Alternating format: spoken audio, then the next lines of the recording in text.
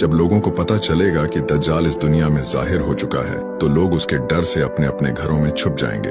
उसके बाद हजरत ईसा अलैहिस्सलाम दमिश्क में उमैयद मस्जिद की एक सफेद मीनार पर दो फरिश्तों के कंधे पर हाथ रखकर आसमान से नाजिल होंगे। उस वक्त हजरत इमाम मेहदी वहां पर फजर की नमाज के लिए खड़े होंगे, लेकिन इमाम मेहदी हजरत ईसा अलैहिस्सलाम को देखकर रुक जाएंगे और ईसा इब्ने मरियम को नमाज पढ़ाने के लिए कहेंगे और आप नमाज पढ़ाएंगे। नमाज से फारिग होने के बाद हजरत ईसा अलैहिस्सलाम दज्जाल को कत्ल करने के लिए निकल जाएंगे।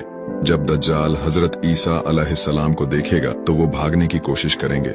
हदीस में आता है कि दज्जाल हजरत ईसा अलैहिस्सलाम की सांस से ऐसा घुलना शुरू हो जाएगा जैसे नमक पानी में घुलता है। जब दज्जाल मुल्क शाम से भागेगा तो वो भागते भागते इसराइल में मौजूद लूद के मुकाम पर जा ठहरेगा। उसके बाद हजरत ईसा अलैहिस्सलाम वहीं पर आकर उसको कत्ल करेंगे।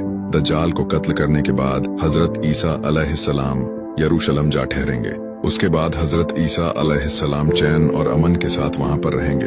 आप तमाम पैगंबर में एक ऐसे पैगंबर होंगे जो नबी होने के साथ साथ उम्मती भी होंगे। उसके बाद अल्लाह ताला ईसा इब्ने मरियम पर वही नाजिल करेगा कि तमाम लोगों को लेकर कोहे तूर पर चले जाओ, क्योंकि अब मैं अपनी एक ऐसी मखलूक भेजने वाला हूँ जिसको ना तो कोई हरा पाएगा और ना ही उनसे कोई लड़ पाएगा।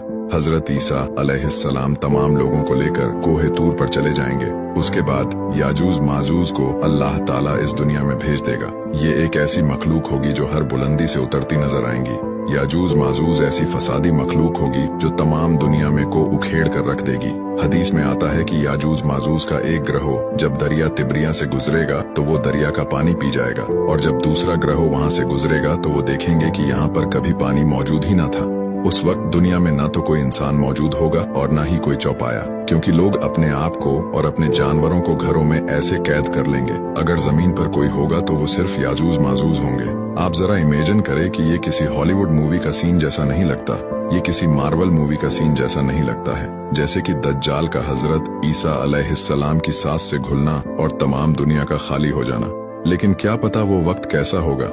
चलिए अब हम अपने टॉपिक पर वापस लौटते हैं। जब दुनिया खाली हो चुकी होगी तो याजूज माजूज सोचेंगे कि हमने जमीन वालों को तो मार दिया है, अब आसमान वालों की बारी है। फिर वो सारे आसमान की तरफ तीर चलाएंगे और उनके सारे तीर खून में लथपथ हुए जमीन पर आप गिरेंगे। याद रहे कि ये वक्त तीर और भालाओं का होगा। इस वक्त में मॉडर्न हथियार होंगे या नहीं, अल्लाह बेहतर जानता है। इन तीरों को देखकर वो खुशी मनाएंगे कि हमने आसमान वालों को भी मार गिराया है। उसके बाद हजरत ईसा अलैहिस्सलाम अल्लाह से दुआ फरमाएंगे कि इस फसादी मखलूक से हमें निजात दिला। फिर अल्लाह ताला याजूज माजूज की गर्दनों में एक ऐसा कीड़ा पैदा करेंगे कि वो सारे जमीन पर ऐसे मारेंगे कि एक हाथ का फासला इनके बीच भी ना होगा।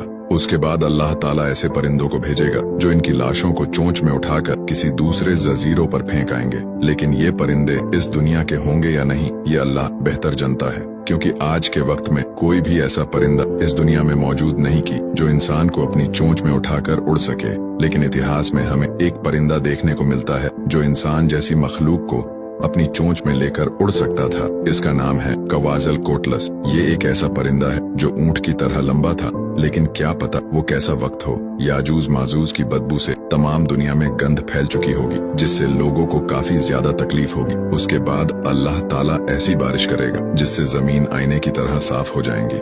ये ऐसी बारिश होगी जो आज से पहले इस दुनिया में कभी ना हुई होगी। उसके बाद जमीन में ऐसी ऐसी बरकतें उतरेगी जो आज से पहले कभी भी इस दुनिया में ना आई होंगी। हदीस में आता है कि एक ऊंटनी का दूध बस्ती वालों के लिए काफी होगा, एक गाय का दूध एक कबीले के लिए काफी होगा, एक बकरी का दूध एक परिवार के लिए काफी होगा। फल और सब्जियां ऐसी होगी कि एक अनार का छीलका एक ग्रहों के लिए छाया कर देगा और वो खाने के लिए काफी होगा। तमाम दुनिया में दीन इस्लाम होगा।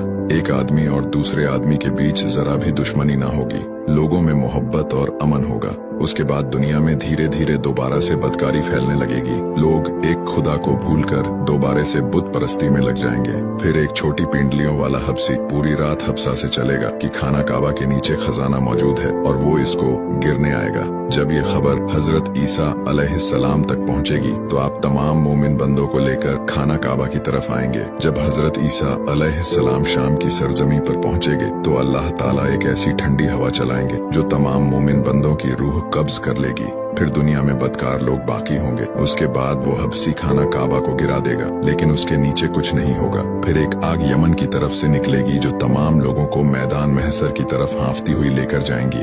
उसके बाद अल्लाह ताला इस दुनिया में कयामत नाजिल कर देंगे।